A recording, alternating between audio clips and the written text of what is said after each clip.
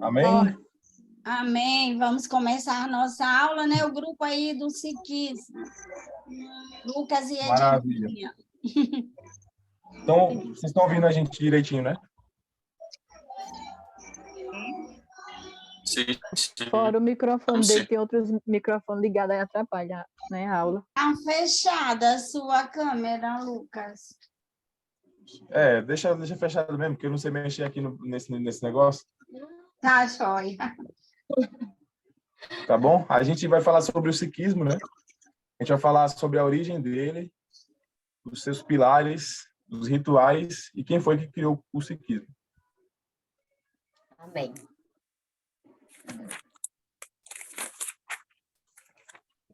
Um minutinho.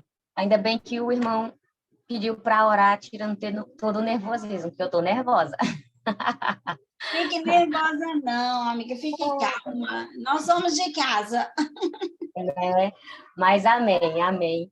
Né, como o Lucas falou, nós ficamos com o sikhismo, né? A palavra sikhismo, ela deriva do termo em sânscrito, uma das linguagens da Índia, né? Que significa Sísia, que no nosso idioma significa discípulo, né? O sikhismo é uma religião foi fundada por Baba Nanak, que tinha por objetivo criar uma religião que fosse a fusão entre o islamismo e o hinduísmo, né? E é através de um livro sagrado dos Sikhs, né? O Adi Granat, gente, desculpa pronunciar, que é difícil, viu? Uma das ideias pregada pelo sikhismo indica que existe um karma, né? Uma influência na vida atual de ações cometidas na vida interiores. Além disso, os sikhs são defensores da tolerância e da igualdade, e eles acreditam que somente através dos nossos próprios esforços nós somos capazes de nos libertar, né? E esse livro que vocês estão vendo aí é o livro que ela pronunciou, aqui, deixa eu ver o nome que ela falou. É o Adi Granth. É um dos nomes dele, mas o nome mais conhecido é Guru Granth Sahib, né? Esse é o livro sagrado do Sikhs. Ele é o ponto focal das cerimônias, dos templos. Ele sempre fica num lugar de destaque, num lugar elevado, sabe? E essas escrituras, elas são cuidadas de forma especial. Elas são cobertas por esse tecido. Se vocês olharem bem, esse livro tem um pano em cima. E só algumas pessoas, nem todos podem ler ele durante a cerimônia, as cerimônias, né, de adoração que eles fazem lá. E também aqui, inclusive, esse livro, quando vai fazer a escolha do nome de uma criança, eles abrem aleatoriamente esse livro sagrado deles e eles escolhem o nome da criança de acordo com a primeira letra da página esquerda, né? Que foi aberta, e dá-se o nome aí da criança, né? Exatamente, da primeira página. E é interessante, né? E tem 3 pilares, né? E os 3 pilares... Pronto, não, volta aí. Volta um pouquinho, ele avançou. Né? Dessa forma, né, o sikhismo indica que os seres humanos eles estão separados de Deus por serem egocêntricos, né? Na religião dos Sikhs, que significa Raumai, a palavra... Não é isso, não. Na religião Sikh, Então, Raumai é a palavra que denomina o egocentrismo. Ele me confundiu todinha. Denomina o egocentrismo humano, né? E o Sansara significa o ciclo de renascimento que todos os seres humanos ficam presos por serem individualistas. No caso, o que eles fazem para serem libertos, né, desse karma? Eles precisam se unirem com Deus. E aí, o que eles fazem para se unir com Deus? Eles só conseguem fazer isso através dos seus próprios esforços. Ou de acordo com os ensinamentos do Guru Nanak, né? Somente se eles ficarem pelo menos murmurando algumas palavras, que é o Nansarina e o Nanjapan. Se eles só ficarem pronunciando essas palavras, eles já vão conseguir se libertar do egocentrismo, se libertar desse corpo, desse karma, e vão se unir com Deus. Se unir com Deus, né? E entra também nos 3 pilares agora, né? Que um dos 3 pilares o primeiro pilar é ter Deus presente na mente e em todos os momentos, né? Que eles pronunciam Nam Japan, né? E o segundo pilar é sustentar-se pelas práticas do trabalho honesto, né? Eles acreditam que ser sustentado é uma prática fundamental, trabalhar, ser sustentado honestamente, que significa Kirti Karnin, né? E o terceiro pilar é compartilhar o que conseguir no trabalho com os necessitados, né? Que tudo que você conseguir trabalhando honestamente, você consiga compartilhar, dividir com aquelas pessoas que precisam, né? E a pronúncia é Van Charkaná. Acho que é isso, né? Como eu estava falando, né, sobre esses murmúrios, se eles começarem só de repetir esses nomes, que é o Nanjapan, né, que é o ter Deus sempre na mente e tudo mais.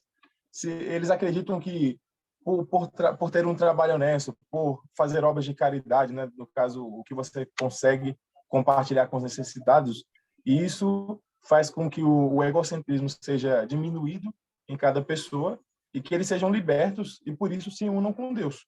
É interessante isso. Eles acreditam que eles só conseguem ser libertos, só conseguem alcançar Deus se eles se libertarem do seu egocentrismo. Amém? Estão entendendo até agora, né? Não, tá joia, dá para entender. E agora entra os rituais, né? Que um dos que a professora comentou aqui, né? Mas tem mais outros 3 rituais que são bem importantes, né? Tem o do escolher o nome do filho através do livro, né? De abrir a página, e tem outros 3 rituais aqui que são essenciais para essa religião. Pronto. O primeiro, né, que a professora inclusive já falou, é que quando nasce uma criança, o recém-nascido ele é levado até o templo, né? E eles abrem o livro, né? Abrem esse livro sagrado e na primeira página que eles abrem, eles escolhem uma letra, né? E com essa letra é escolhido o nome dessa criança. A primeira letra que eles veem, né, da esquerda para a direita, eles escolhem o nome dessa criança. O segundo ritual que eles gostam bastante, que é bem importante na crença deles, é o ritual do casamento. Os noivos eles dão 4 voltas em volta do livro, enquanto são entoados hinos religiosos, né? E o outro ritual também que é bem importante é o funerário. A maioria das vezes eles são cremados, né? E as cinzas deles são jogadas no rio Ganges, né? Eu acho que a gente não falou, mas o sikhismo ele é uma das crenças lá na Índia, né? Ele é uma das crenças lá na Índia. E o que acontece é que o número chega aproximadamente a 23 milhões. Acredita-se que 19 milhões vivem na Índia, mas a maior parte deles é no Punjab, né? Punjab, que é já no Paquistão. Apesar da maior parte deles estar no território indiano, existem sikhs em muitos lugares no mundo, no Reino Unido, no Canadá, nos Estados Unidos, e existem pequenos grupos também em Singapura e Malásia. Agora a gente quer falar sobre o homem que fundou essa religião, né? O nome dele é Guru Babananak. Olha ele aí, ó. Tem uma barba bonita. Esse cara nasceu em dia 15 de abril de 1469 na região que hoje é o Sahib, né? Meu Deus, é um nome muito louco aqui. Misericórdia. Onde é o Paquistão hoje em dia. Os seus pais, eles eram hindus e eles pertenciam à casta dos mercadores. Ele também tinha uma irmã, e o nome da irmã era bem parecido com o dele, né? Ele era o Baba Nanak e a irmã dele era Bebê Nanak, olha só. E ela tinha 5 anos a mais do que ele, era 5 anos mais velha. Em 1475, a irmã dele se casou e ele foi morar junto com ela, foi morar em outra cidade. E por volta dos 16 anos, ele começou a trabalhar junto com o marido da irmã dele. Alguns comentários sobre a vida dele dão detalhes que, na sua infância, aos 5 anos, ele já demonstrava um interesse muito grande sobre assuntos divinos. Aos 7 anos, o pai dele matriculou ele na escola da vila, né, como era costume, e ele começou a surpreender os professores, porque ele era uma criança inteligente e ele apresentou um simbolismo que era implícito na primeira letra do alfabeto árabe, né? Ele disse que a primeira letra do alfabeto árabe tinha uma versão matemática do número 1. E ele ligou isso à natureza de Deus. Ele disse que Deus era um ser único. Os hindus acreditam que são vários deuses, né? Mas ele acreditava que existia só um Deus. Por isso, o sikhismo é uma crença monoteísta, né? Eles acreditam em apenas um Deus.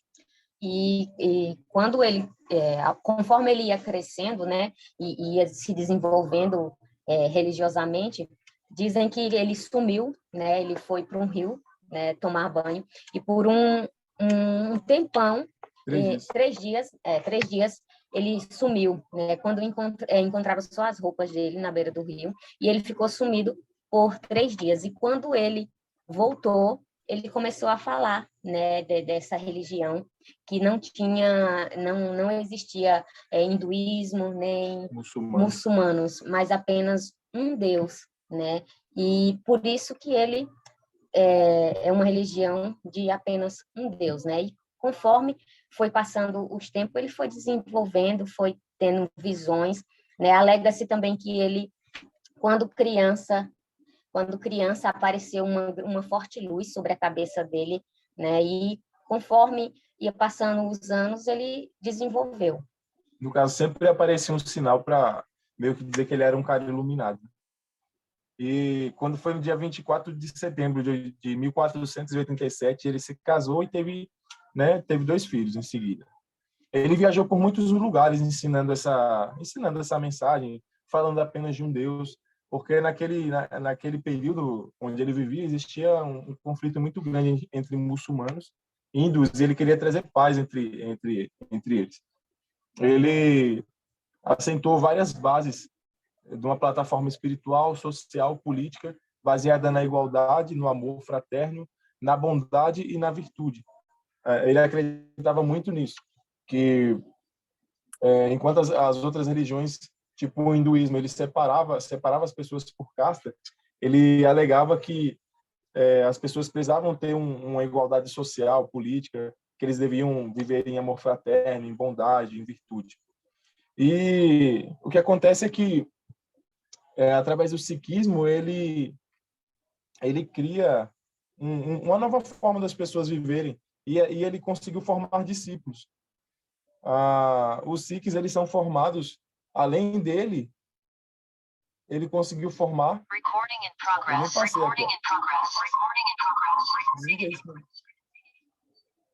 Ele conseguiu formar mais 9 gurus, né? E aí tá o nome deles aí, ó, que coisa mais maravilhosa. Que Deus me ajude agora para ler o nome deles tudinho. O Guru Nanak, né? É esse mais idoso do meio.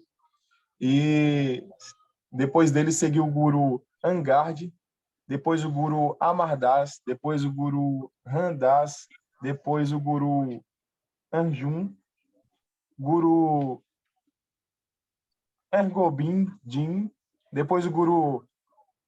E aí vocês leiam aí em nome de Jesus, que Deus vai dar discernimento para vocês. Amém? Sei que no final de tudo isso, o Guru Gobind Singh, que é esse do meio aí. Se vocês olharem na imagem, é esse do meio, embaixo da barba do Babá. do Nanak, né? Todos esses gurus, eles tiveram participação naquele livro sagrado. Todos aqueles gurus, eles escreveram naquele livro sagrado. E esse último guru, ele determinou que não seria mais escrito no livro sagrado e que os seguidores do sikhismo podiam basear suas vidas e todos os rituais e tudo baseado no livro. Deixa eu mostrar para vocês aqui de novo. No livro sagrado deles, né, que é o Guru Grande Sahib.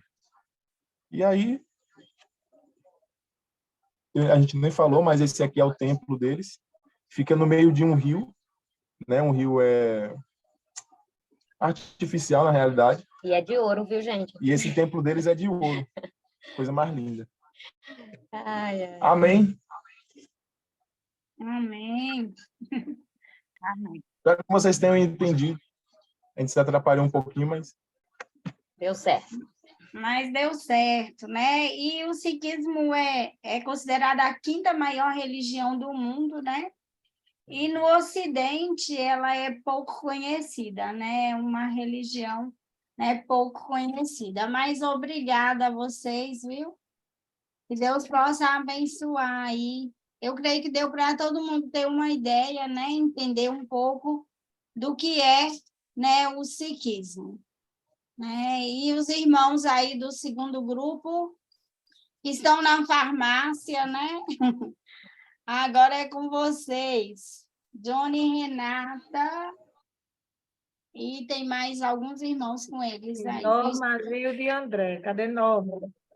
Estou aqui, foi a segunda a entrar. Foi, ela entrou hoje Como é, cedo. minha amiga, em nome de Jesus? Minha filha, meu coração está assim. Tu, tu, tu, tu, tu. Ali Mas eu vai acredito dar toda sua, certo, tá aqui. Norma, fica calma. Tá tudo certo, no fim dá tudo certo. Verdade. O nosso grupo ficou com... Estão me ouvindo bem? Sim. O nosso grupo ficou... É o que eu vou iniciar. O nosso grupo ficou com o hinduísmo. O hinduísmo, ele vem... É a palavra persa, né, que denomina o rio hindu. O hinduísmo, ele não tem um fundador, né? Pode passar. O slide.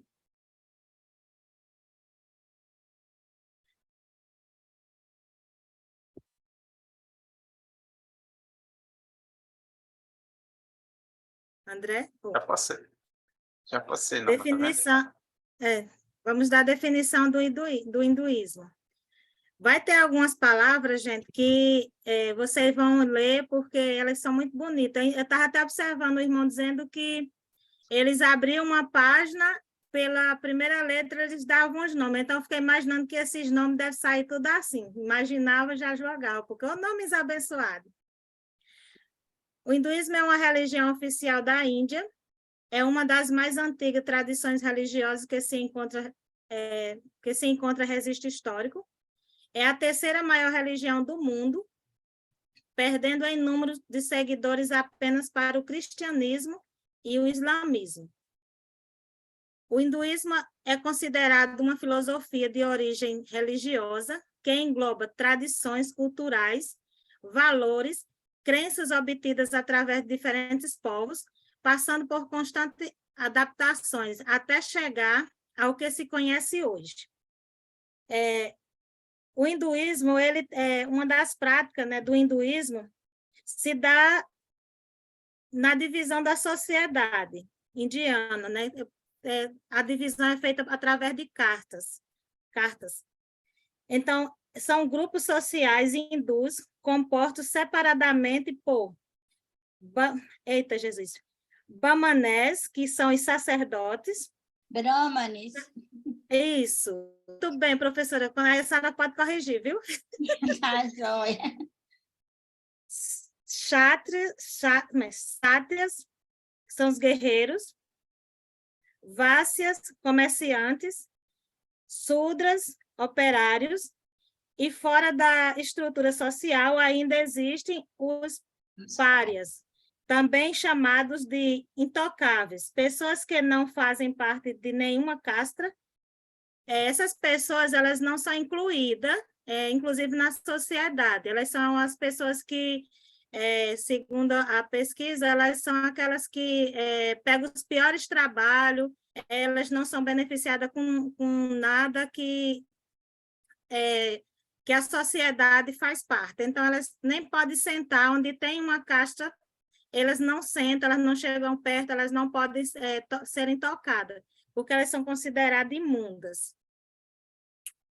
O hinduísmo foi dividido em fases para melhor apresentar a sua história. Pode passar, André.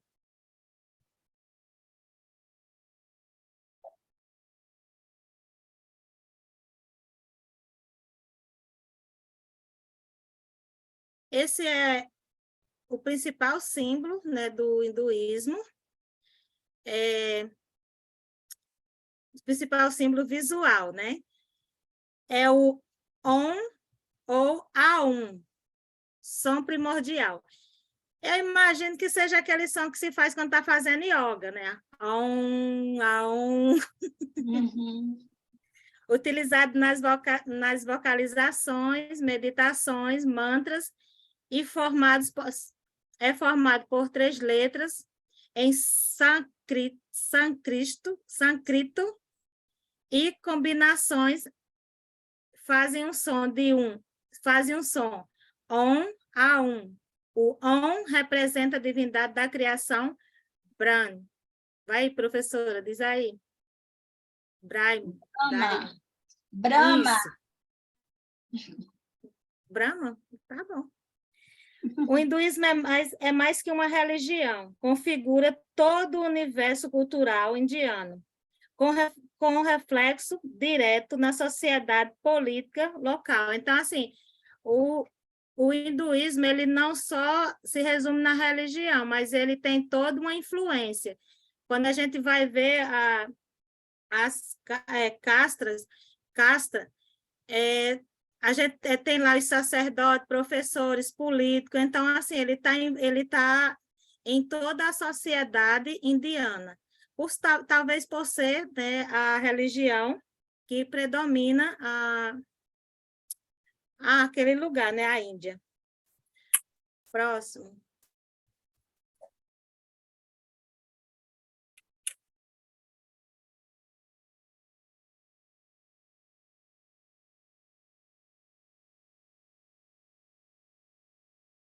Então, eu fiquei com as práticas, são os rituais hindus. A maioria dos hindus realizam rituais diários. Altar de adoração em casa, queima de velas, incensos, flores e oferendas para deuses são comuns dos ritos que variam de acordo com a região. Também fazem parte dos rituais dos hindus as práticas de yoga, tantra, meditação e mantras. De acordo com essas crenças religiosas, essas práticas são formadas de harmonizar a energia do corpo e da mente. Além dessas práticas, os seguidores da religião têm o hábito de frequentar templos, nos quais as imagens dos deuses são diariamente despertadas pela manhã, lavadas, vestidas e enfeitadas com flores pelos sacerdotes. Outros rituais de celebração são a veneração na alvorada, os rituais de purificação, as peregrinações a locais sagrados e os seguintes festivais: Festival das Luzes, Festival das 9 Noites para a deusa Durga, Festival da deusa Shiva e o Festival de Krishna. Acredito que é assim a pronúncia. Krishna, né? Obrigada, professora. Em ocasiões especiais do hindu, alguns rituais específicos são realizados também. No nascimento, a criança recebe um banho ritualístico e a palavra Om, como foi citado por Norma, que é símbolo da religião, é escrita com mel na língua do bebê. No casamento, o casal anda em volta de um fogo sagrado, dando passos que simbolizam cada um dos valores da vida conjugal. E na morte, o filho mais velho do falecido fica responsável por acender a pira aberta, onde será realizada a cremação. Após cremados, os restos mortais dos hindus são jogados na água. Pode passar o slide, André.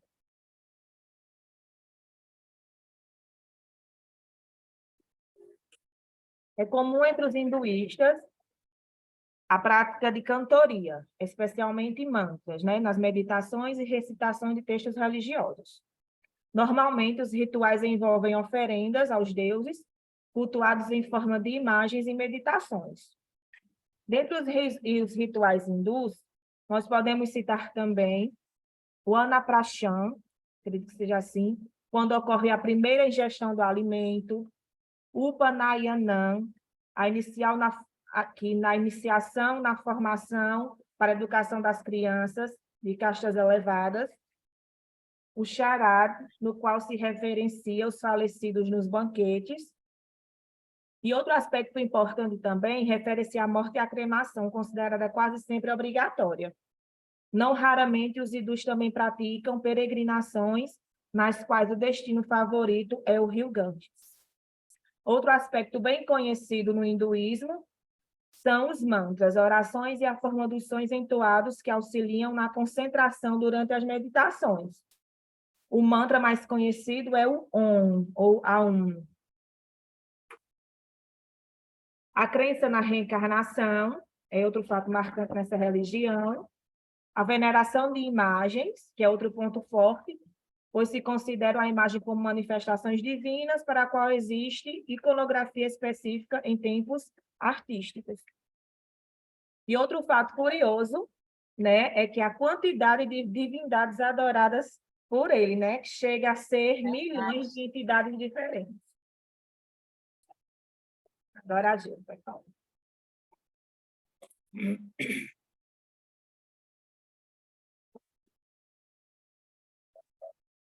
A Gil? André? Pronto. Estão me ouvindo? Sim. Pronto. Dando continuidade, Renata falou agora sobre os deuses, as quantidades que tem, são vários que eles adoram. E André pode passar o primeiro slide. André? Já passei, viu? Pronto. Falando das divindades hindus, como foi falado sobre a... Estão ouvindo? Estamos, está tudo ok. Pronto. Como divindades hindus, sendo a religião politeísta, como Renata falou, chega a mais de 330 milhões de entidades entre deuses e manifestações deles, através de suas atividades corpóreas e seus avatares. O maior deles, que nós vamos falar agora, que para eles é considerado o Deus supremo deles, é o Deus Brahma. É conhecido como um Deus de arrogância, um Deus que também, por ser o Criador, como eles falam, de tudo, e creem, ele tem direito e poder sobre todas as coisas. E, em primeiro lugar, ele é a divindade máxima da religião hindu. Nesse sentido, considera-se como o Criador do universo, dos deuses e de conhecimento. Sendo assim, costuma-se representá-lo como um homem de 4 cabeças e 4 braços sentado sobre um cisne. É também conhecido de forma, como eu falei, de forma arrogante. O motivo para ele ter essas 4 cabeças é sua forma física em forma de avatar do Deus Brahma. Ele era apenas de uma cabeça. E isso veio acontecer dele ter agora 4 cabeças. A explicação é que, como ele tirou um pedaço dele e construiu e criou a deusa Sarasvati, ele se apaixona por ela. E por se apaixonar por ela, ela então fica assim envergonhada, porque ele passa a querer estar perto dela a todos os momentos, a toda hora está olhando para ela. E então ela caça meios de fugir da presença dele e também dele. Não só da presença, mas fugir dele de todas as formas. E aí, nesse caso, ele resolve criar mais 2 cabeças para então ele poder vê-la para todos os lados que ele pudesse ver. E aí, não conformada com isso, ela então alça voo e sobe para o alto e lá se esconde. E aí fala-se que essa é mais uma razão por ele, aí sim ele criar mais uma cabeça, essa quarta cabeça ser virada para cima também vê-la lá no alto. E então, por tanta insistência, ele se casa com ela, essa deusa Sarasvati, não sei se pronuncia isso assim, é a deusa também, a deusa do conhecimento, e por isso o motivo dele ter as quatro cabeças. Também podemos ver que na imagem ele tem, além de estar em cima do cisne, e nessa uma forma de flor, ele também tem em seu corpo 4 braços. E esses braços, cada um carrega um símbolo.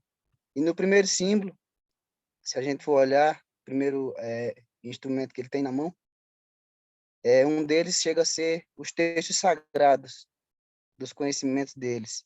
No outro, na segunda mão, ele segura um rosário, que representaria o tempo, o controle sobre o tempo. Na terceira mão, uma concha, que significa a forma de alimentar o fogo no sacrifício de seus rituais e oferendas. E na quarta mão, segura um vaso com água que simboliza a fonte da criação. Só um segundo.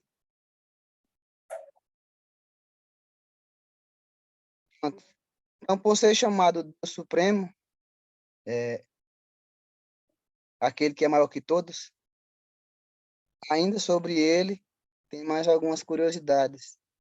Nós vemos aqui, na imagem que tem a próxima imagem dele aqui, os primeiros mitos hindus de Brahma, que Brahma criou, segundo os primeiros mitos hindus, Brahma criou o universo, depois disso ele corta uma parte do próprio corpo, como eu falei, para conseguir criar uma mulher, também chama ela de Saturpa, e acabou se tornando a sua esposa. Na crença dos hindus, o deus Brahma também, por ser supremo, nós cremos na Trindade Santa, o Pai, o Filho e o Espírito Santo. Na crença deles, existe a Trindade, para eles, a Trimurti, a Trindade dos hindus, formada pelo Deus Brahma, pelo Deus Vishnu e pelo Deus Shiva. O Brahma, como a gente falou agora sobre ele, é o Deus criador de tudo, ele é o Deus que dá origem às coisas. O segundo Deus da Trindade é o Deus o Vishnu, aquele que preserva essa criação e cuida e aguarda. E o Deus Shiva é aquele que destrói para a reiniciação do ciclo dessa criação. Ou seja, ele preserva e destrói todas as coisas para que assim o ciclo continue.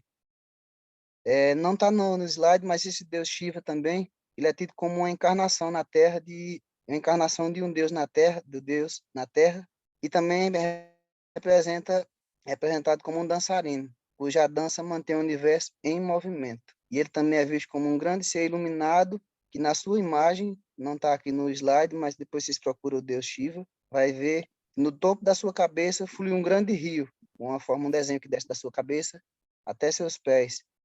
Flui um grande rio, e esse rio é o rio Ganges, que foi falado no início, o mais sagrado do hinduísmo. E nesse rio é onde as pessoas se banham todas as manhãs para se lavar dos pecados. Pronto? André.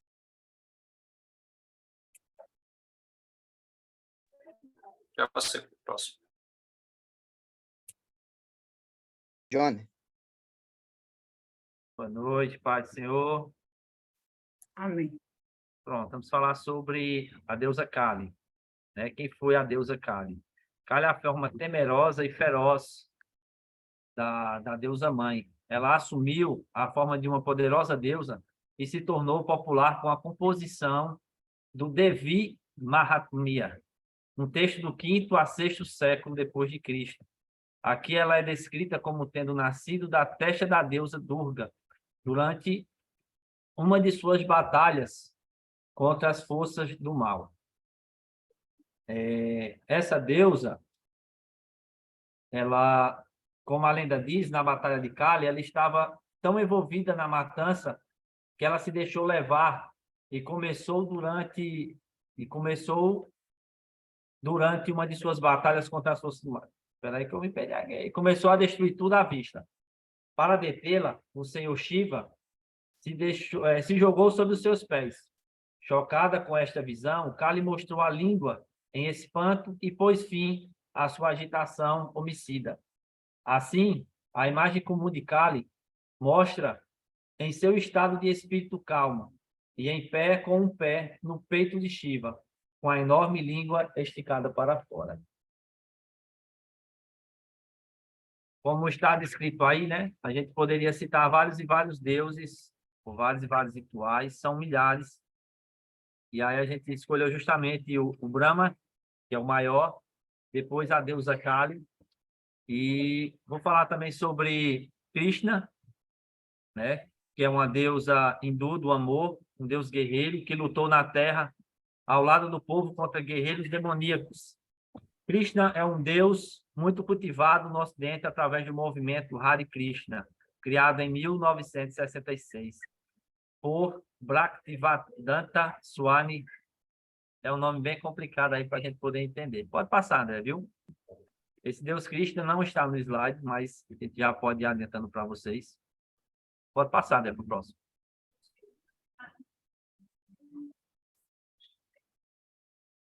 André? Passei. Pronto. Eu agora.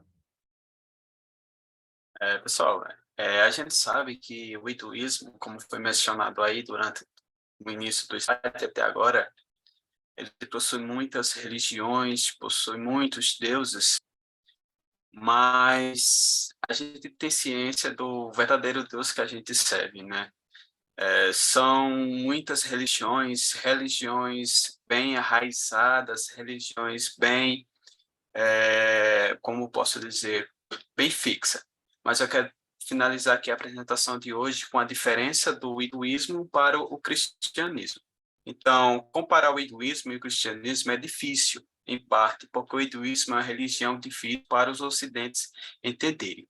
Então, como eu falei no início, é muito difícil a gente comparar, porque lá no Ocidente, por ter muitos e muitos deuses, né? Muitas religiões, muitas crenças, muitas pessoas elas ficam arraizadas, elas ficam fortalecidas nessa religião, elas ficam fixas nessa religião. Então, ele representa, né? A religião representa uma história rica e uma teologia bem elaborada. Talvez não exista religião no mundo que seja mais diversificada, ornamentada. Então, se a gente for analisar com mais detalhes o hinduísmo, a religião hinduísmo, a gente observa e vê que talvez não exista uma religião tão diversificada como o hinduísmo, porque existem vários deuses de várias formas, de várias maneiras, deuses no formato de animais, né? Como os irmãos apresentaram dois aí, mas existem vários deuses de vários tipos e formas diferentes. Então, talvez não exista outra religião no mundo mais diversificada e ornamentada, né? Porque os deuses de lá não é qualquer deus, assim, vamos dizer, um deus mal ornamentado, eles ornamentam bem os deuses de lá. Então, comparar o hinduísmo e o cristianismo pode facilmente sobrecarregar o novato em comparar religiões. Assim, a pergunta proposta deve ser analisada com cuidado e humildade. Então, se eu quero comparar o hinduísmo com o cristianismo, eu preciso analisar minuciosamente as coisas, né? Eu preciso analisar minuciosamente a crença deles, porque eles têm tantos deuses de várias maneiras, de várias formas, que você pode até achar um Deus parecido com o Deus que a gente serve, com o Deus que a gente crê. Então, se eu não analiso de maneira bem detalhada, eu acabo também se confundindo com a religião do hinduísmo. Então, precisamos, se caso formos analisar com mais fundo a história do hinduísmo, para diferenciar da nossa crença do cristianismo, precisamos andar também com as nossas raízes bem fortificadas. Então, o cristianismo ele deve ser considerado por sua viabilidade histórica. Ele tem personagens e eventos historicamente enraizados no seu esquema, que são identificados através das ciências forenses, como arqueologia e crítica textual. Então, aqui a gente vai encontrar uma uma das grandes diferenças entre o cristianismo e o hinduísmo, né? O cristianismo ele tem os seus eventos históricos bem enraizados, né? Tão enraizado de tal forma que hoje em dia a gente encontra evidências, né, de que realmente o que a Bíblia ela falou, o que realmente a Bíblia mencionou e o que realmente aconteceu na época de Jesus, também nas outras épocas que a gente conhece, realmente aconteceu. E a arqueologia, por exemplo, ela prova isso, né? Hoje a gente vê os arqueólogos atrás sobre os objetos da época de Cristo e eles conseguem provar que realmente aquele determinado fato em que a Bíblia ela narrou aconteceu. Então, essa evidência histórica, essa viabilidade histórica do cristianismo, ele faz com que o hinduísmo ele venha diminuir e que o cristianismo ele venha a ser considerado a religião mais verdadeira. Então, o hinduísmo certamente tem uma história, né? A gente observa que os irmãos até contaram aí sobre como surgiu o deus Brahma, né? A deusa Kali e outros deuses, realmente eles têm uma história, eles têm um início, eles falam como isso aconteceu, como aquele determinado deus ele trabalha, mas a sua teologia e sua mitologia histórica, tão frequentemente juntas, se tornam difícil de identificar onde uma termina e outra começa. Então, por haver vários deuses no hinduísmo, isso vai surgir com que haja várias histórias também sobre aqueles determinados deuses.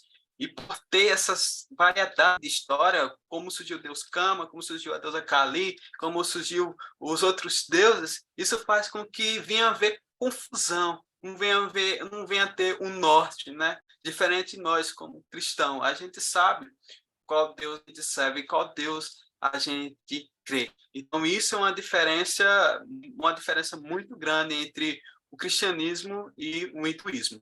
E para a gente finalizar, a última diferença que eu quero trazer aqui nessa noite, e a mais importante, é essa aqui, ó, que, em segundo lugar, embora tanto o cristianismo quanto o hinduísmo tenham figuras históricas importantes, somente Jesus é mostrado como tendo ressuscitado corporalmente dentre os mortos.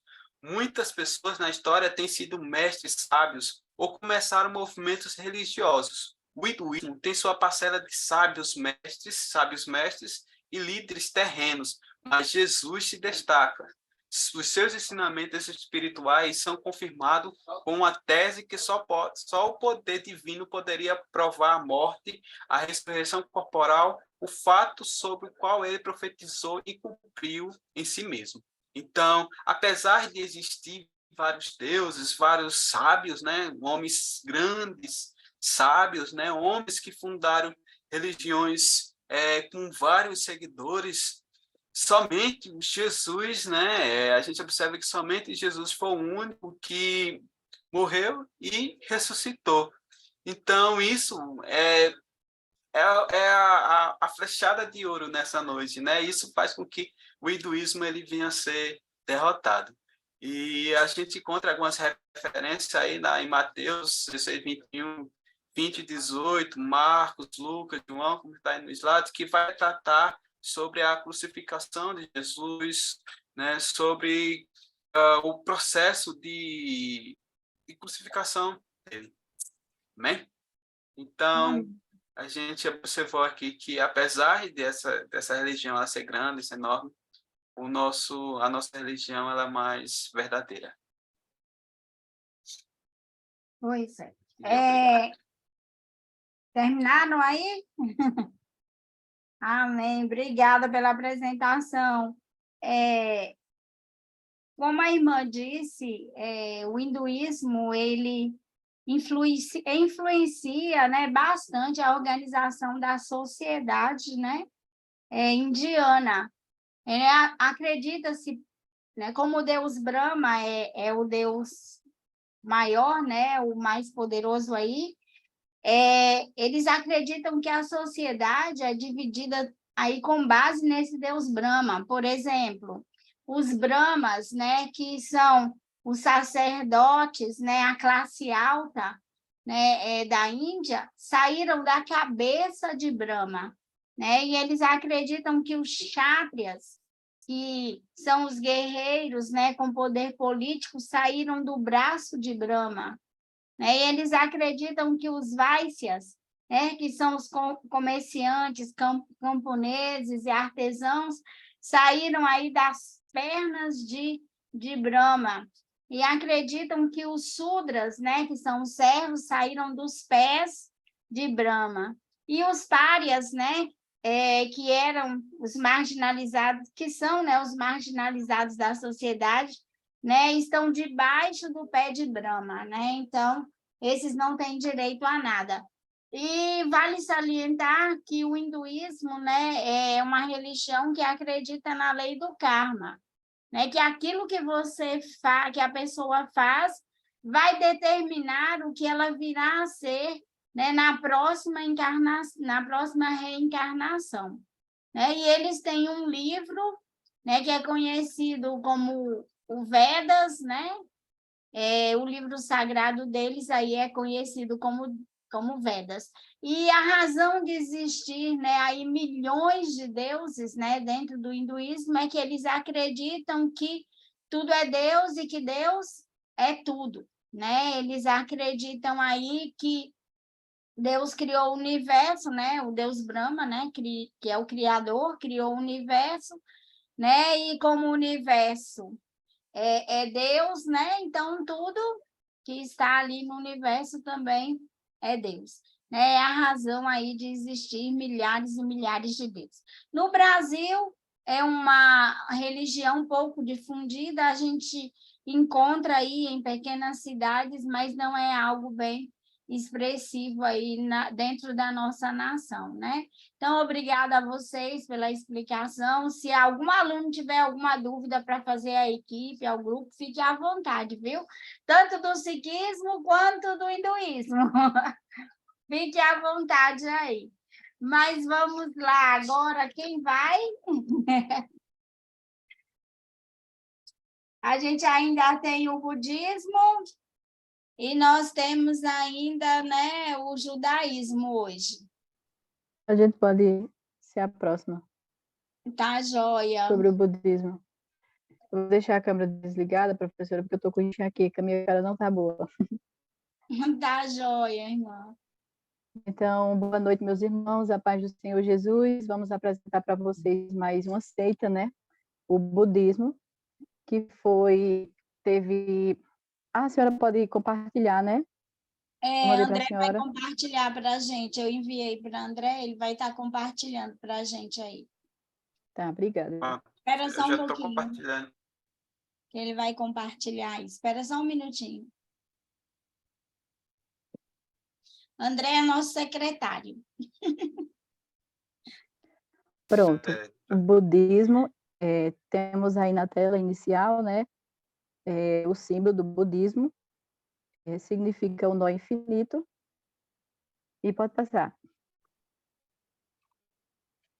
Por favor.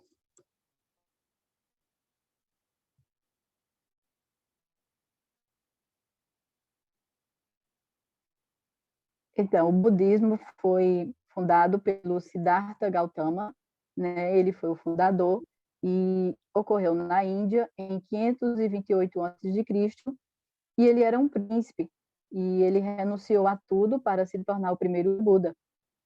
Ele não é um deus, ele é um homem comum que conquistou o máximo de sabedoria e, consequentemente, a iluminação.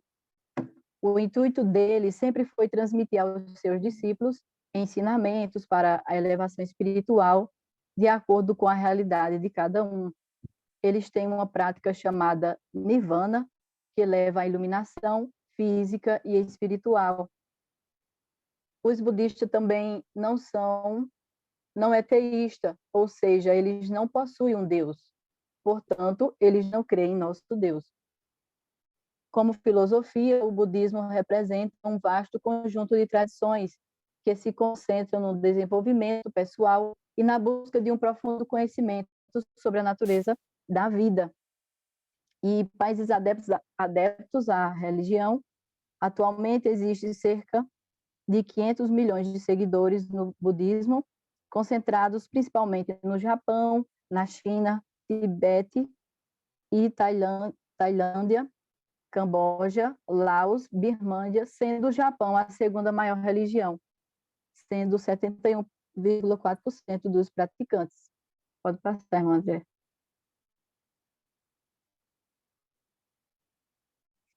Temos budismo no Brasil também.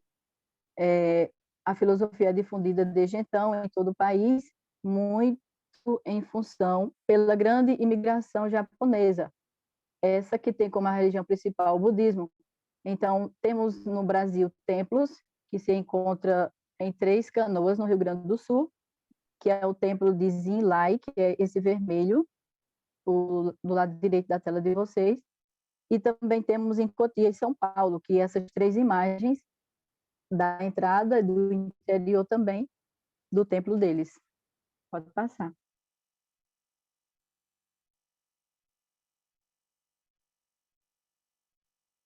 Temos curiosidades e costumes e regras sobre eles. Buda propõe 8 regras para evitar o sofrimento: entendimento correto, pensamento correto, linguagem correta, ação correta, modo de vida correta, esforço correto e concentração correta. E como regras, eles não podem matar, roubar, ter má conduta sexual, mentir ou usar entorpecentes. Pode passar.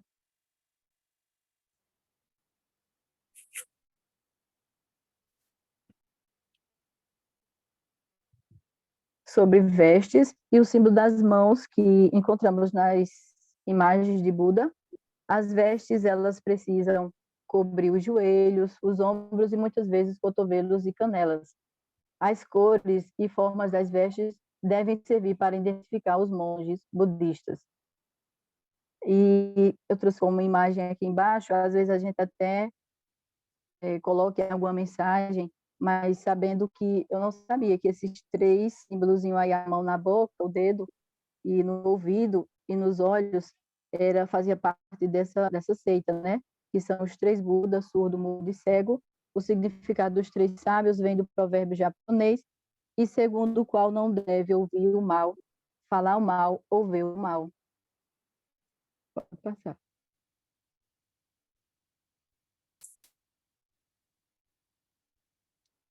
E agora a nossa irmã Clenilda vai dar continuidade, tá bom? A paz do Senhor para todos.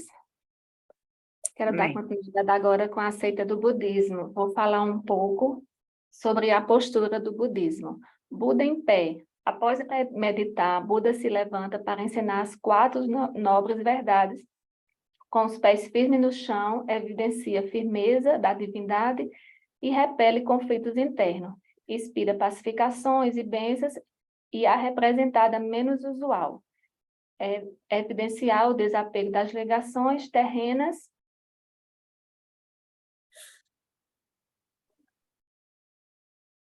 Desligado teu microfone, Clenilda. Perdão, vou começar. Vou falar um pouco sobre a postura do budismo. O Buda em pé. Após meditar, Buda se levanta para ensinar as 4 nobres verdades, com pés firmes no chão.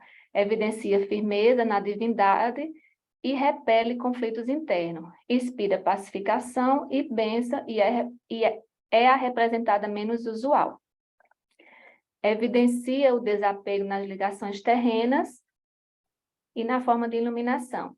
Buda sentado é o mais representada do budismo e alude o estado em meditação ensinando, enfatiza a importância da meditação para a evolução espiritual, acesso para os estágios elevados da consciência. E o Buda andando inspira pacificação e bênçãos. É representação menos usual também, evidencia o desapego das ligações terrenas e o início de sua forma de iluminação. Pode passar, irmão André.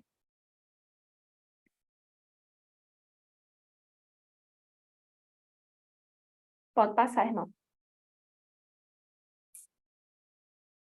Já passei, viu? E está no Obrigada. significado das mãos. Ah, tá. E agora o significado das mãos. Conhecida como os mudras, são gestos feitos com os dedos nas mãos em conjunto com a representação para ampliar o fluxo de plana no corpo. Com a palma voltada para baixo, indica que o indivíduo está liderando a conversa. Os 5 dedos estendidos representam as 5 perfeições, que é generosidade, moralidade, paciência, esforço e concentração. Acredita-se que assim como o universo, o corpo seja formado por 5 elementos: fogo, ar, éter, o espaço, terra e água. E que nos dedos das mãos estejam canais energéticos, importantes para acessá-lo ao manipulá-los. Para cada dedo representa um meio de conexão elementar. O polegar nos conecta ao fogo, estou mostrando aí do lado da figurinha. O polegar nos conecta ao fogo, que simboliza o eu universal, a consciência superior.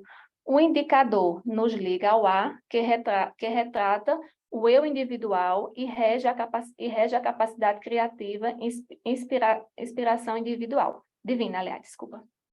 O médio nos faz acessar o erte, que figura o ego, concede energia para viver e harmonizar-se com a espiritualidade. E o anelar nos interliga à terra, representa a mente e provém força para lutar menos que acreditamos. E, por último, o mino nos aproxima à água, que diz: respeita as relações humanas e trabalha nas emoções. Nossas emoções, ao combiná-lo, conectado em forma de gestos, produz um efeito específico no corpo e na mente. Pode passar, irmão.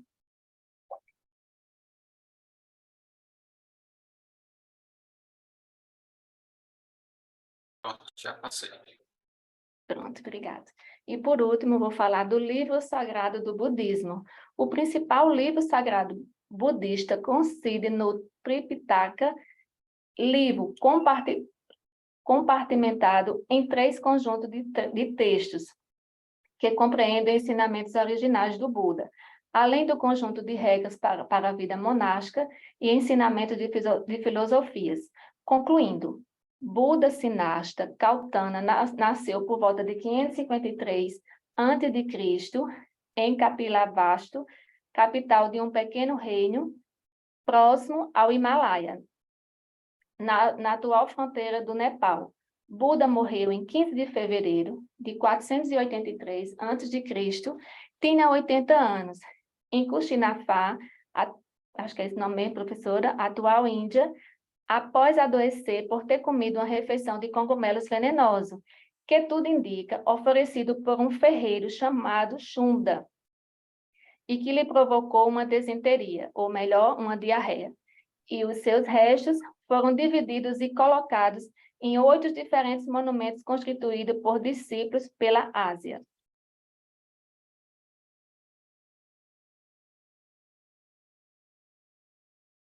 Pronto. E agora eu quero encerrar a nossa participação. Obrigada a todos. Obrigada. Vale salientar, gente, que o budismo surgiu como uma religião, né, para resolver o problema do sofrimento humano. Né?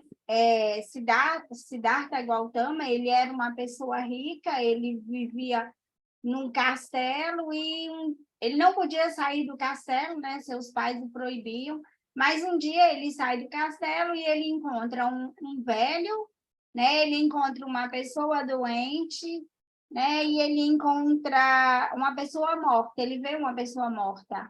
E uma seta pergunta a ele qual é a razão daquilo tudo, né? Então, o Buda vai, né, e começa a procurar qual é a razão do sofrimento e tenta solucionar, né, a razão aí desse sofrimento.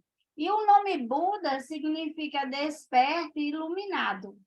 Por quê? Porque dentro da religião, né, dizem que Buda atingiu o nirvana, né, o desapego total das coisas dessa vida, então ele atinge aí o mais alto grau aí, né, dentro da religião para se livrar, né, de todos esses problemas, né? Então o budismo também ele acredita, né, no karma, né, que as ações que nós realizamos hoje, né, vão refletir aí nas vidas futuras, né?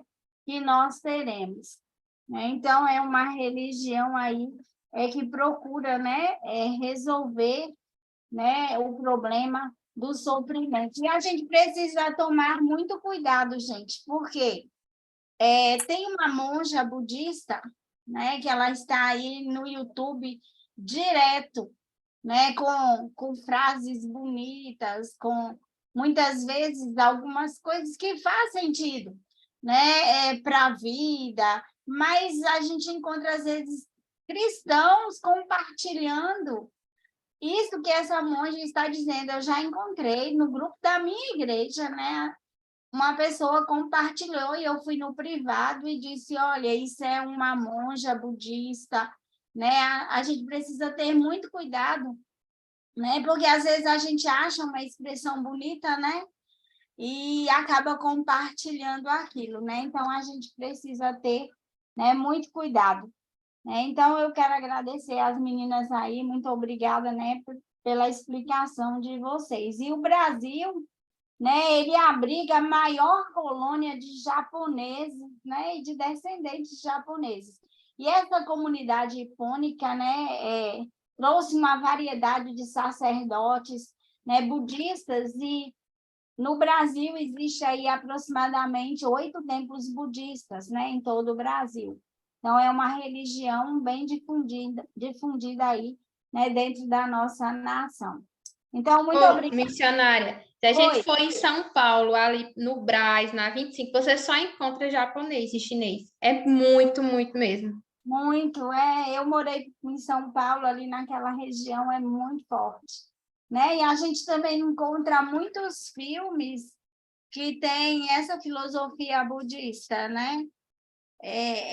E essa religião, né, tem se alastrado e tem conseguido muitos adeptos, até mesmo por causa dessa filosofia, né, com palavras bonitas que tocam as emoções, né, das pessoas, né? Então a gente precisa dentro do budismo existe uma regra de ouro, né? Tudo que somos é resultado daquilo que nós pensamos, né? Então, eles copiam um pouco, né, daquilo que é o cristianismo, a palavra de Deus diz, né? Mas com uma roupagem aí de engano, né? Então, nós precisamos estar atentos aí, né? Aquilo que nós postamos, compartilhamos com as pessoas, né? Sabendo prestando atenção de que fonte tudo isso vem, né? Então, agora a gente vai com você, Ramayara. Está a palavra, você, Nayara. Eu queria fazer uma pergunta. Pode falar. Acho que a senhora consegue responder, eu não sei se a menina sabe do grupo. É sobre o budismo. Eu vejo muito que os budismos, eles são careca. Às vezes não tem barba. Eu queria saber por quê. Nunca pesquisei sobre isso. Por mas quê?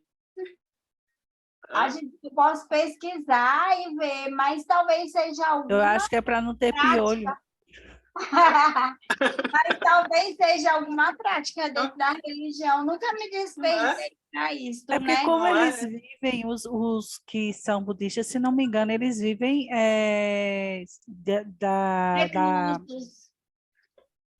como é que fala? A professora falou e eu não ouvi. Repete aí, Nívia. Porque, assim, como eles vivem numa situação de pobreza, não é isso? Eles vivem de forma mais simples possível. Shampoo, essas coisas, meu filho, é pecado para eles. Eles têm que ficar sem cabelo. Não, eu acho que não.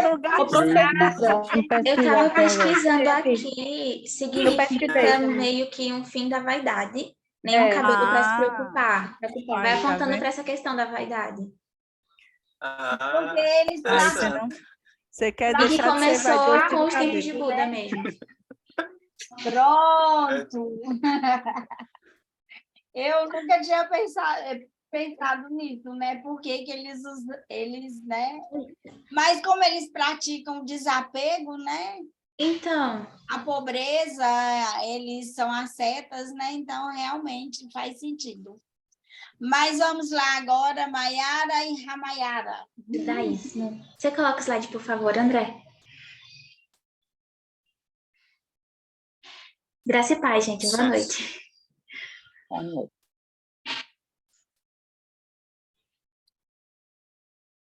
Tá só abrindo aqui, viu? Tá bem.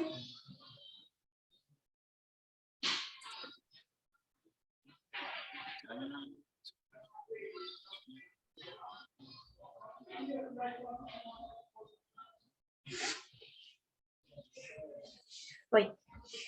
Amém. Então, boa noite de novo, gente. Vamos apresentar um trabalho do módulo de religiões comparadas. No grupo ficou eu e a Ramayara, e vamos falar sobre o judaísmo. Você passa, por favor?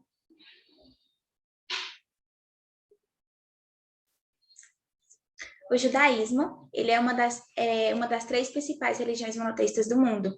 Ele é considerado como uma religião, uma filosofia e também um modo de vida.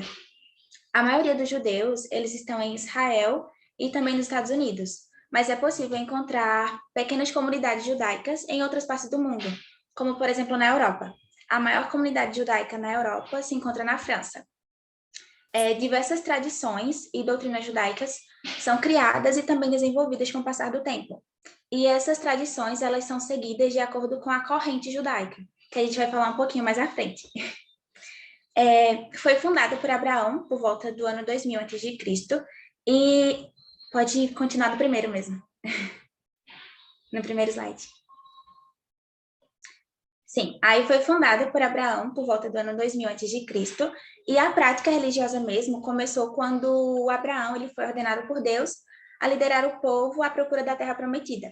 E quando eles chegaram à Terra Prometida, a Canaã, que é o atual território da Palestina, permaneceram lá por um tempo, até que foram assolados por uma grande fome. E aí eles partiram para o Egito. Nós conhecemos a história. E lá no Egito, eles foram escravizados por longos anos, até o século XII a.C., que Moisés os conduziu a voltar a Canaã. E retornando a Canaã, os judeus, eles transformaram o judaísmo em uma religião mais estruturada, mais firme, mais fixa. Foi estruturando realmente a religião. E aí, durante os reinados de Saul, Davi e Salomão, o judaísmo ele foi ganhando mais força. Entretanto, alguns grupos do Oriente Médio foi ganhando mais força e mais poder e acabaram tomando a terra dos judeus. E aí, com o enfraquecimento da comunidade judaica, os judeus eles acabaram se dividindo em grupos. E alguns grupos foram exilados e outros grupos eles foram dispersos pelas nações. Os judeus eles retornaram para o Oriente Médio no ano de 1948, após o Holocausto, que aconteceu durante a Segunda Guerra Mundial, e que matou cerca de 6 milhões de judeus. E nesse período foi criado o Estado de Israel, que divide o território com a Palestina. Pode passar, por favor.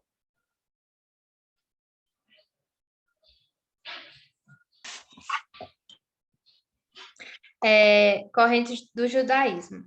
O judaísmo se divide principalmente em 3 grandes correntes, ligadas às interpretações dos livros e rituais considerados sagrados.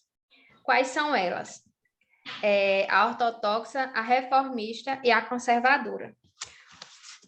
A principal diferença entre essas correntes está na adaptação ou na tradução ritualista e teológica judaica às mudanças do mundo. Vou falar um pouquinho de cada uma delas. A ortodoxa cumpre estritamente os 613 preceitos estipulados pela lei judaica. O nome é Alachá. E tem alguns hábitos, quer dizer, alguns não, vários, só que eu vou citar só 2. Um deles é o descanso aos sábados e também a proibição às mulheres a participarem de algumas, tipo, a leitura do livro dele sagrado. A reformista concorda que o Torá é possível de ser alterado, de acordo com as transformações do mundo, adaptando-a, assim, às novas realidades. Já a conservadora, eles mantêm o que consideram ser os 3 pilares da religião. que é a lei judaica, a esperança de libertação nacional e a utilização do hebraico como língua do povo. A diferença entre a ela e a ortodoxa é a aceitação a algumas mudanças. Tipo, a conservadora ela já aceita o convívio com os demais grupos, a ortodoxa não, ela é bem isolada. As mulheres foram igualadas aos homens na corrente conservadora. Já a ortodoxa ela já deixa as mulheres bem de lado nessa questão. Acho que as mulheres no judaísmo elas sofrem um pouquinho, viu? Porque as leis delas é bem restrita. Pode passar, André.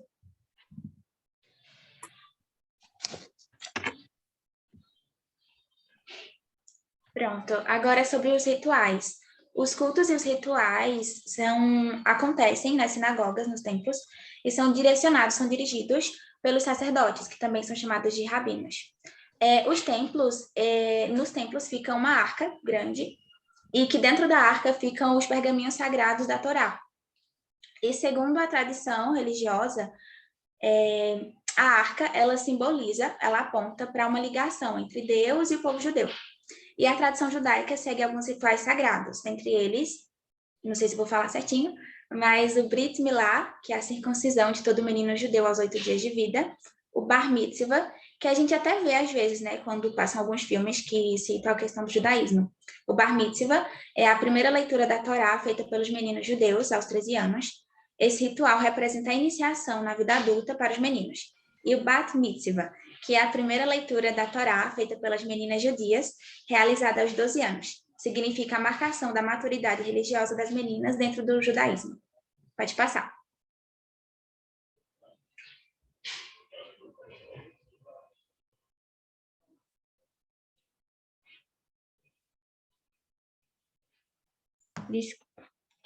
Vamos lá, as festas tradicionais do judaísmo. As festas judaicas têm datas móveis e seguem calendário solar, sendo as principais. No judaísmo, as datas nunca são no mesmo dia, tipo, como para a gente. Só dar um exemplo. A gente comemora o Natal, geralmente dia 25 de dezembro. Já eles não, tipo, no ano 2020 foi tipo dia 19, 2023 já vai ser dia 20 ou 25. O calendário deles segue de acordo com as fases lunares. Uma das festas tradicionais deles é a Páscoa, em que se comemora a libertação do povo judeu do Egito. Aí a Páscoa é a celebração, eles celebram durante 8 dias. Também comemora a libertação da escravidão. A Rosh Hashanah é o Ano Novo Judaico. O Ano Novo Judaico, que eles comemoram. O Ano Novo Judaico, essa é a primeira celebração que inicia as vésperas do primeiro dia, que é Erif, que eles falam que é eu não sei se está certo não, professor, eu não quero dizer está certo, eu só não sei ler esse nome. Erif Rosh Hashanah. A celebração acontece desde o pôr do sol até o primeiro e segundo dia do 7º mês, que é o Ano Novo Judaico. Aí também eles comemoram o Dia do Perdão. É o último dia em que os judeus conseguem o perdão divino quanto aos seus pecados do ano anterior. Então, eles só têm esse dia para conseguir o perdão. Aí, esse dia eles falam que é o Dias Temíveis. A data é marcada por um jejum de mais de 24 horas e intensa oração. Aí tem também o Chanukah, que marca o fim do domínio dos assírios sobre a terra prometida aos judeus e a restauração do Templo de Jerusalém. E o Shimshat Torah, que representa o dia em que Deus entregou os 10 mandamentos a Moisés.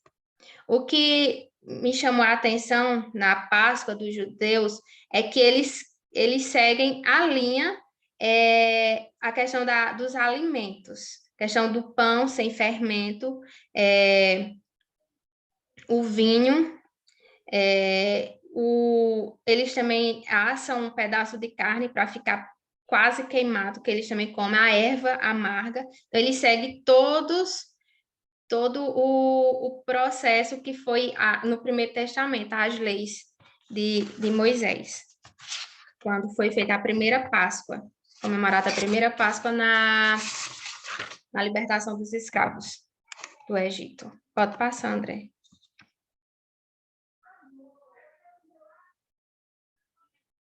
Esse é o calendário judaico, que a forma que eles utilizam, né, de acordo com calendário como é que eles falam? Calendário solar, de acordo com as fases da lua. Pode passar, André.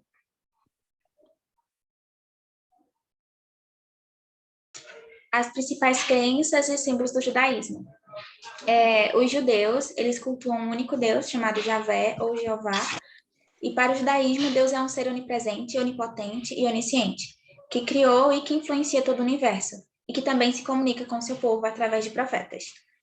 As crenças judaicas, elas divergem quanto à questão de como entendem, né? A leitura e a interpretação, e isso vai depender de acordo com a corrente judaica. E aí tem os principais símbolos do judaísmo, tem a kippá, que é essa espécie de chapéu que os homens judeus usam, que representa um temor e um respeito a Deus, e também aponta para a separação de Deus com o ser humano, e também fala acerca da questão de que Deus ele está acima de todos e de tudo. E as mulheres, elas também utilizam uma espécie de lenço ou um chapéu também que tem a mesma simbologia da kippá para os homens.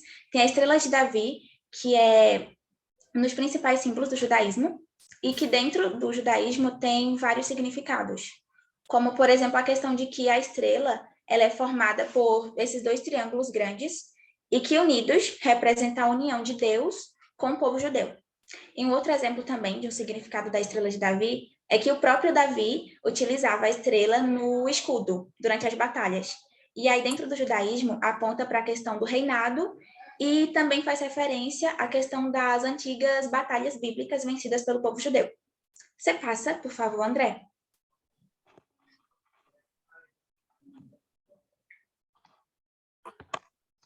Aí são mais dois símbolos do judaísmo, que é a menorá e a shofar.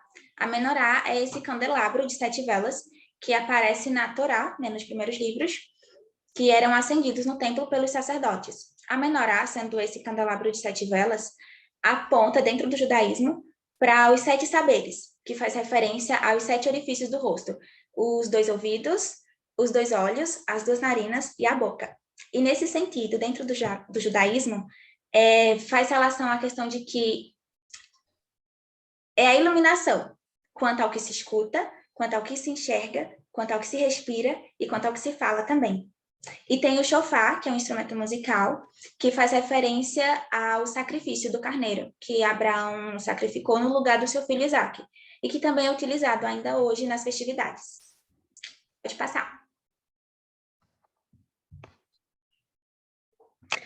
Diferença entre judaísmo e cristianismo.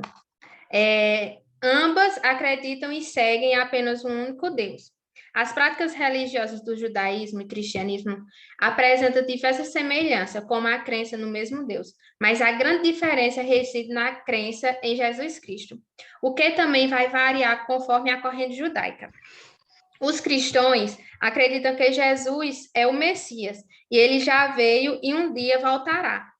Já os judeus acreditam que Jesus foi um rabino, que disseminou uma mensagem muito positiva, de amor e respeito ao próximo, mas acreditam que o Messias não chegou. Pode passar, André.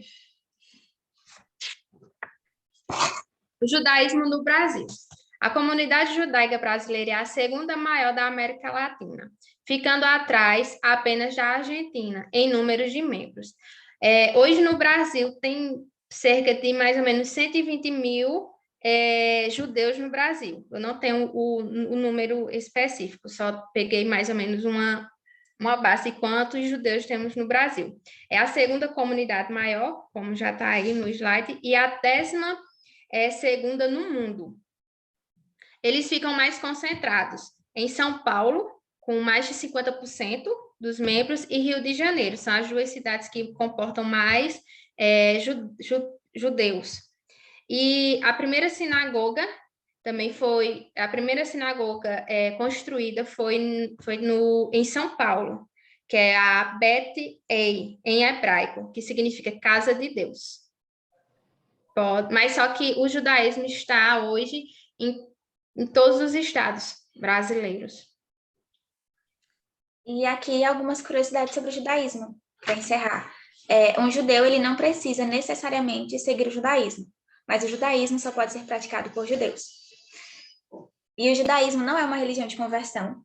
Atualmente, a tradição judaica respeita a pluralidade religiosa desde que não venha ferir os mandamentos do judaísmo. E o judaísmo é uma religião matriarcal, então todo filho de mãe judia é considerado judeu. Pode passar. É isso. Obrigada, gente, pela atenção. Obrigada e desculpa qualquer coisa. Obrigada a todos vocês, né? Foram ótimas as apresentações de hoje, né? Que Deus possa continuar abençoando cada um, né? E é muito bom a gente ter esse conhecimento. Eu sei que aqui é um conhecimento, né, não tão profundo sobre cada religião, mas já dá um norte para a gente, né? Abre aí a mente da gente em relação a algumas coisas, né? Em relação às crenças. Na próxima aula, né, a nossa última aula, nós teremos 5 grupos apresentando. Então, preparem bem direitinho, né? E a gente vai voltar aí na próxima sexta-feira, tá bom, gente? Que Deus abençoe todos e a gente fica por aqui hoje. Parabéns a todos. Obrigada. Tchau, gente. Boa noite. Fiquem na paz. Boa noite. Boa noite. Alice, dá para passear um pouquinho. Não, vou ver se dá. Acho que não, 9 horas da tarde. Ai, tô brincando com você. Tchau, gente. Deus abençoe.